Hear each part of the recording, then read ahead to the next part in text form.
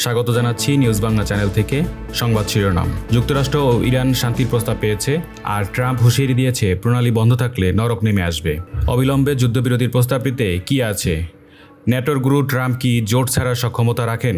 ইরানকে বুধবার পর্যন্ত সময় দিলেন ট্রাম্প।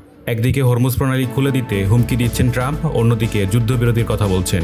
সংঘাতের অবসান, অবিলম্বে যুদ্ধবিরতির প্রস্তাব ইরান ও যুক্তরাষ্ট্রের হাতে। ইরানে মার্কিন ক্রু উদ্ধারের অভিযানে ইসরায়েলের সহায়তা ছিল দাবি নেতানিয়াহুর। ইসরায়েলের হাইফা শহরে ইরানের ক্ষেপণাস্ত্র হামলায় নিহত 2। তেহরান প্রদেশে মার্কিন ইসরায়েলি হামলায় 6 শিশু নিহত। ট্রাম্পের হুমকির জবাবে আরও অনেক বেশি বিধ্বংসী পাল্টা হামলার হুঁশিয়ারি ইরানের। তেহরানের একটি বিশ্ববিদ্যালয়ে হামলা, কিছু এলাকায় গ্যাস সরবরাহ বন্ধ। 45 দিনের যুদ্ধবিরতির শর্ত নিয়ে আলোচনা অ্যাক্সিওস। যুক্তরাষ্ট্র ও ইসরায়েলের জন্য হরমুজ প্রণালী আর কখনো আগের অবস্থায় ফিরবে না ইরান। ইসরায়েলের হাইফা শহরে ভবনের ধ্বংসস্তূপে নিচে আটকা পড়া আশঙ্কা। প্রতি ব্যারেল তেল বিক্রি হচ্ছে $11.43। 1970-এর দশকে জ্বালানি তেল সংকটে সময় কি হয়েছিল?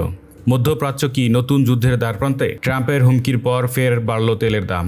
আফগানিস্তানকে 3 শর্ত দিল পাকিস্তান। ইরানে বিধ্বস্ত যুদ্ধবিমান থেকে পাইলট উদ্ধার, ট্রাম্পকে অভিনন্দন নেতানিয়াহুর। লেবাননে ইসরায়েলি হামলায় নিহত 14। মার্কিন ইসরায়েলি হামলায় জ্যেষ্ঠ ইরানি সামরিক কমান্ডার নিহত। ভূমধ্যসাগরে নৌযান ডুবে বাংলাদেশি 70 অধিবাসী অভিবাসন প্রত্যাশী নিখোঁজ। ভূমধ্যসাগরে নৌযান ডুবে বাংলাদেশি সহ 70 অভিবাসন প্রত্যাশী নিখোঁজ।